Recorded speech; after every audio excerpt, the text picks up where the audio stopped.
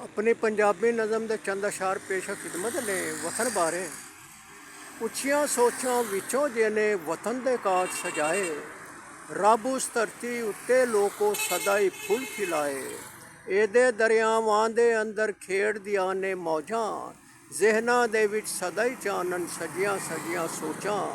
ਸ਼ਹਿਰ ਨੇ ਇਹਦੇ ਸੂਰਜ ਵਾਂਗੂ ਵਾਸੀ ਚੰਦ ਸਿਤਾਰੇ, ਸ਼ਾਲਾ ਇਹਦੇ ਲੇਖ ਹਮੇਸ਼ਾ ਅੱਲਾ ਪਾਕ ਸਵਾਰੇ। ਇਹਦੇ ਦਰ ਸਬਜ਼ਾ ਜ਼ਾਰਾਂ ਉੱਤੇ ਖੇਡਣ ਰੋਜ਼ ਵਾਵਾਂ, ਇਹਦੇ ਨਿਖਰੇ ਸਾਂਝ ਸਵੇਰੇ ਰਾਹੀ ਪਾਵਨ ਰਾਵਾਂ। ਰਾਮਤ ਦੀ ਜਦ ਬਦਲੀ ਆਵੇ ਵਸਦੀ ਇਹਦੇ ਉੱਤੇ, ਪਹਿਲੇ ਵਸੇ ਇਹਦੇ ਉੱਤੇ ਫੇਰ ਕਿਤੇ ਜਾ ਮੁੱਕੇ। ਕਾਇਦੇ ਆਜ਼ਮ ਨੂੰ ਰੱਬ ਬਖਸ਼ੇ ਜਿਨੇ ਆਜ਼ਾਦ ਕਰਾਇਆ, ਜਿਹਨੇ ਰੌਸ਼ਨ ਰਾਹ ਸਾਨੂੰ ਜ਼ੁਲਮਤ ਵਿੱਚ ਵਿਖਾਇਆ।